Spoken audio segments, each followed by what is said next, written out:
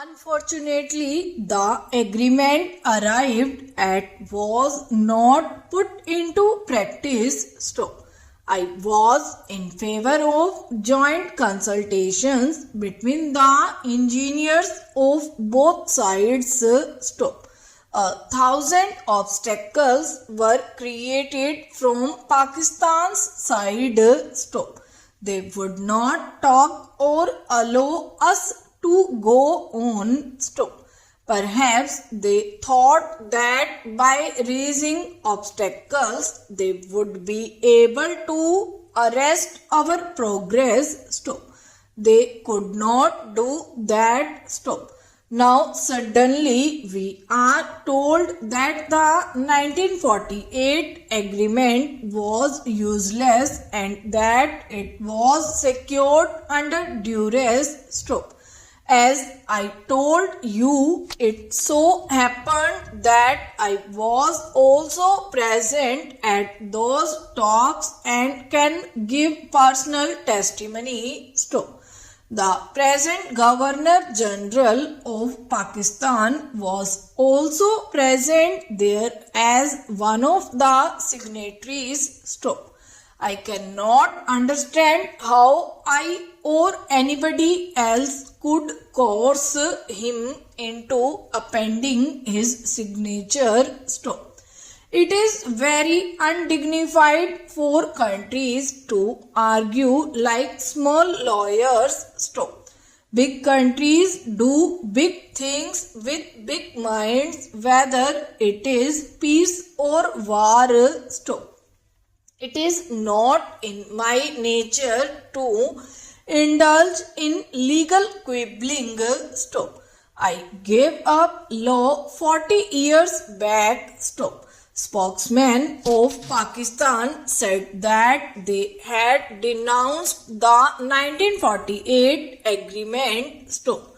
An agreement between two parties cannot be cancelled by unilateral action, and so the dispute went on. Stop. Some people of the World Bank came here from America and talked with us and with Pakistan. Stop. They were prepared to mediate so that our engineers and Pakistani engineers might hold discussions with their help. Stop. This was what we had been saying from the very beginning, that our engineers and theirs should hold joint consultations because there was sufficient water for all. Stop. So we accepted the World Bank's proposal and said that we were ready if they could make them agree to joint consultations between the engineers. Stop. They told us that as long as the talks went on, we should not reduce the supply of water to Pakistan from this side. Stop. Please remember that the 1948 agreement with Pakistan, which I just mentioned, laid down that India had a right to reduce the supply of waters, but this was to be done gradually so that Pakistan might get time. Stop. Sufficient time was given and years passed. Stop. We had thus a right to reduce the supply of water. Stop. Still, we agreed to the World Bank's suggestion not to reduce the supply as long as the talks went on. Stop. It was not envisaged at that time that this arrangement was meant for all times. Stop. We thought that the talks would go on for 5 or 6 months and would come to some conclusion. We hoped that the result would be helpful, so taking everything into consideration, we accepted the suggestion for the duration of about 6 months.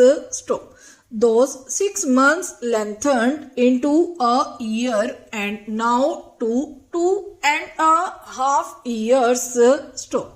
It is a strange situation. Talks which are held with Pakistan go on lengthening so much that there does not seem to be any end to them. I get sick of this. I want a decision this way or that. The World Bank people put forward a proposition of their own about 3 or 4 months ago. It is clear that they had no authority to force us. As mediators, they had merely a right to put forward a suggestion. It was for us to accept or reject it.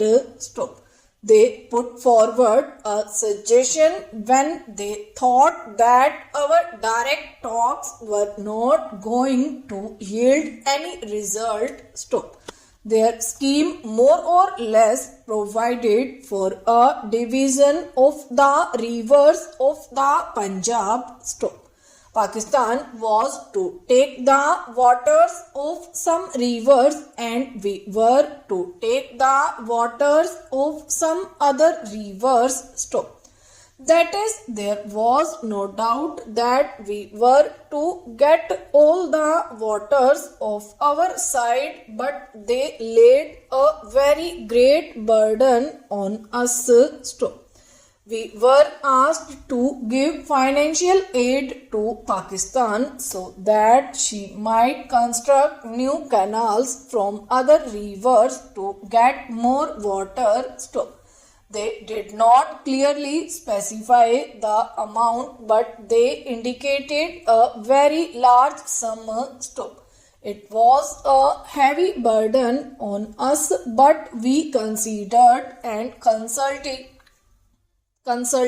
the Punjab government and thought that if the matter was being settled once for all and our welfare as well as the welfare of Pakistan lay in it, then we should accept the payment of the heavy price demanded from us. So we wrote to the World Bank within a few days that we accepted the basic principle put forward by them and thought it imposed a very heavy burden on us. We were prepared to pay this price so that the matter might be settled peacefully and we could go on with our work in our country in peace. We said Pakistan would also benefit thereby. We thus accepted the proposal within a few days, but Pakistan did not give any reply, though weeks and months passed. We were very perturbed.